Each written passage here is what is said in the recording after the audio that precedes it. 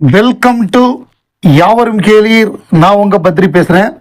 உலகநாயகன் கமல்ஹாசனுடைய அடுத்த 3 ப்ராஜெக்ட், அதாவது முதல்ல வந்து கல்கி 2898 ஏடி பார்ட் 2, அதில் வந்து 30 நாள் கால் ஷீட் கொடுத்துருக்காரு.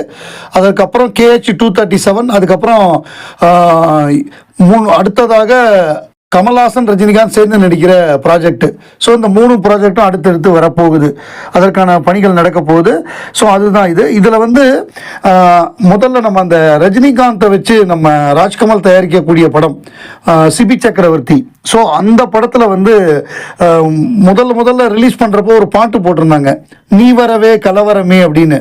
ஸோ அந்த பாட்டுக்கு இசையமைச்சிருந்த அந்த மியூசிக் டைரக்டர் கிருஷ்ணா, அவர் வந்து என்ன சொல்கிறார் அப்படின்னா, நான் வந்து மிக தீவிரமான உலகநாயகன் கமல்ஹாசன் ரசிகன், அவன் டை ஹார்டு கமல்ஹாசன் ஃபேன் அப்படின்னு சொல்கிறாரு.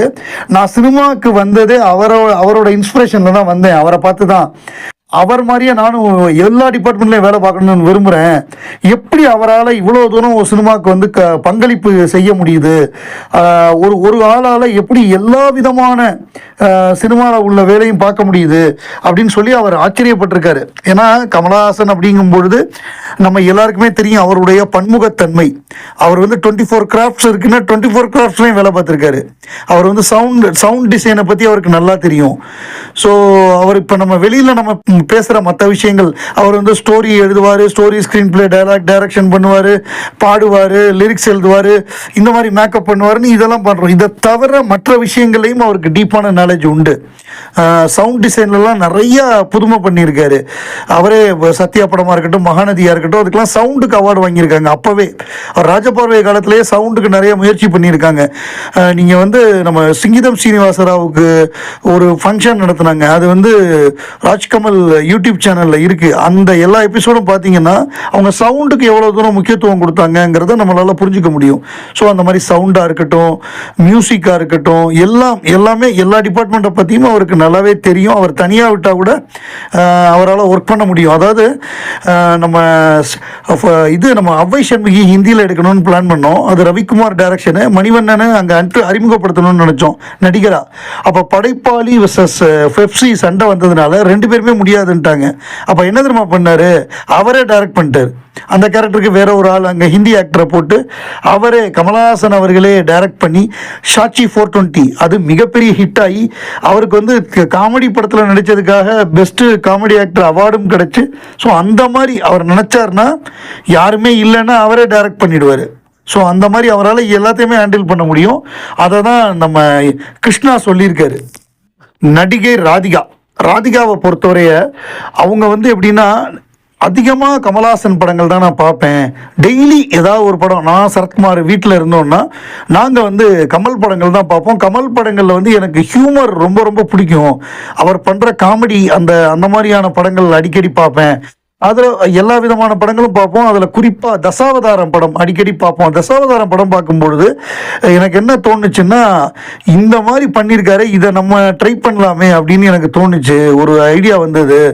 ஸோ நான் வந்து அப்படி தான் இந்த தாய்க்கிழவி படத்தில் வந்து நடிக்கிறதுக்கு முயற்சி பண்ணி அதை பண்ணோம்.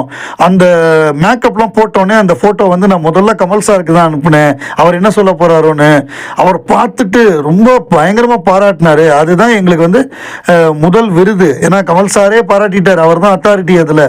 அதுக்கப்புறம் நமக்கு என்ன இருக்குது?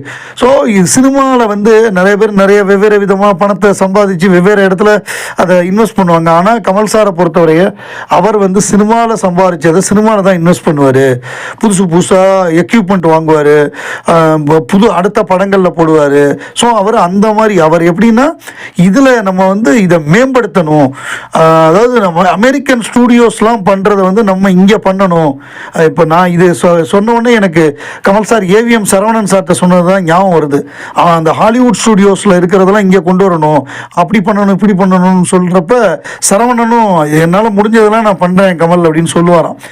என்னென்னலாம் டெவலப்மெண்ட் கொண்டு வர முடியுமோ நான் கொண்டு வர்றேன் அப்படின்னு சொல்லி அவரும் அது நிறையா கொண்டு வருவாராம். நிறைய ஸ்டூடியோ ஓனர்ஸ் இங்கே உள்ளவங்கள்ட்டலாம் அந்த நம்ம வந்து அதாவது என்ன சொல்கிறது, கண்டெம்பரரியாக என்னென்னலாம் இருக்கோ அதெல்லாம் நம்ம கொண்டு வரணும் அப்படிங்கிறது தான் அவருடைய எண்ணம். சினிமா வந்து நம்பர் 1 நம்ம கொண்டு வந்துடணும் தமிழ் சினிமாவை அப்படின்னு அவருடைய முயற்சி. அதுக்கு அவர் எல்லா விதத்துலையுமே இஸ் ஒர்க்கிங் ஹார்டு இன்னைக்கு வரைக்கும்.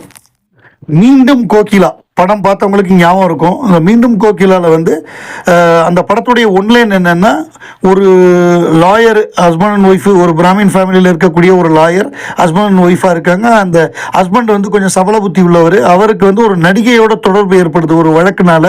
அவர் அந்த நடிகை மீது சபலப்படுறாரு.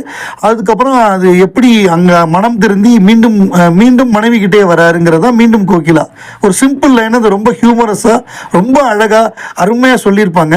அதில் வந்து இந்த நடிகை தீபா தான் நடிகையாக வருவாங்க. அவங்களோட வரக்கூடிய எபிசோட்ஸு அதில் வந்து நிறைய ஷூட்டிங்லாம் காமிப்பாங்க.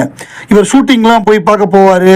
இவருக்கு அந்த ஷூட்டிங்கில் வந்து இதை மாலையை தூக்கி போடுறப்ப இவர் கழுத்தில் விழுந்துடும். ஸோ அந்த மாதிரி காமெடிலாம் நிறையா எடுத்திருப்பாங்க. அதில் வந்து தீபா வந்து ஒரு ஒரு குறிப்பிட்ட நடிகரோட டான்ஸ் ஆடுற மாதிரியான ஒரு காட்சி அப்படி எடுக்கணும். ஸோ அது குறித்து நம்ம சுதாகர் கிழக்கே போகும் ரயிலாம் நடித்த சுதாகர் வந்து பின்னாடி காமெடியனாகவும் நடித்தார் தெலுங்கு படங்களில். அவர் இப்போ ஆனந்த விடனில் பேட்டி கொடுத்துருக்காரு. அவர் ஆள் பார்க்கவே வேற மாதிரி வெள்ளை தாடியோட ஆளே மாறிட்டாரு. அவர் என்ன சொல்றாருன்னா, ராதிகாவும் சரிதாவும் எனக்கு ஜோடியா பல படங்கள்ல நடிச்சாங்க. பாக்யராஜ் சார் டைரக்ட் பண்ண முதல் படமான சுவர்லா சித்திரங்கள் வெற்றியை தொடர்ந்து அந்த படத்தோட தெலுங்கு ரீமேக்லையும் நானே தான் ஹீரோவா நடித்தேன். கமலஹாசன் சார் மீண்டும் கோகிலா படத்தில் ஒரு பாட்டுக்கு டான்ஸ் பண்றீங்களான்னு கேட்டாரு. அவரோட அன்புக்கு சந்தோஷமா நடிச்சு கொடுத்தேன். நிறைய ஹிட்பாடல்களை கொடுத்து என்னை பாமர மக்களுக்கு கொண்டு போய் சேர்த்த பெருமை இளையராஜா சாருக்கு நிறையவே உண்டு. அந்த ஒரு பாட்டுங்கிறது என்னன்னா, சும்மா அவரை ரேண்டமாக ஒரு பாட்டுக்கு ஆட சொல்லலை. ஒரு சினிமா ஷூட்டிங்கில் வந்து வரக்கூடிய ஒரு பாட்டுக்கு வந்து அவர் ஆடி இருப்பார்.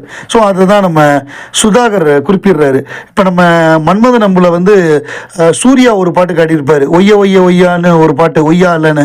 அந்த மாதிரி தான் அந்த ஷூட்டிங் நடக்கிறப்ப அந்த நடிகை வேற ஒருத்தரோடு டான்ஸ் ஆடுற மாதிரி வருது. அதுக்கு நிஜ நடிகரே போட்டதானே நல்லாயிருக்கும். இப்போ கமலே வந்து நட்சத்திரம் படத்தில் நடிச்சு கொடுத்துருப்பாரு. பசி படத்தில் கமலாவே நடிச்சிருப்பாரு. ஸோ அந்த மாதிரி பங்களிப்பு தான்.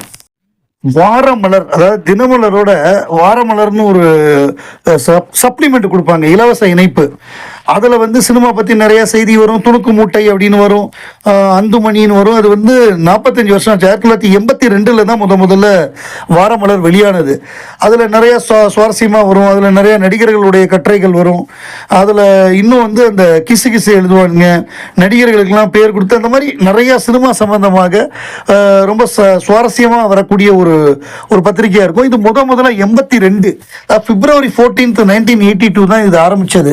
அந்த பிப்ரவரி 1982 ஆரம்பிக்கும் பொழுது அந்த படத்துடைய அட்டைப்படம் வந்து உலகநாயகன் கமலஹாசன் அவர்கள் தான். ஸோ இந்த 45 வருஷத்தை ஃபுல்ஃபில் பண்ணியிருக்கு. அந்த தருணத்தில் வந்து அவங்க முதலில் வெளியான வாரமலர் இதழ் அட்டைப்படம் அப்படின்னு போட்டிருந்தாங்க. அது கிட்டத்தட்ட எனக்கு பார்த்தோன்னே சட்டம் படத்து கமலஹாசன் மாதிரி தெரியுது. ஸோ அந்த மாதிரி ஆரம்பமே கமலஹாசனை வச்சு ஆரம்பித்தாங்க. அது இன்னும் 45 வருஷங்களை தாண்டி போகுது, இன்னும் நிறைய போகும். முதல் அட்டைப்படம் உலகநாயகன் இல்லையா,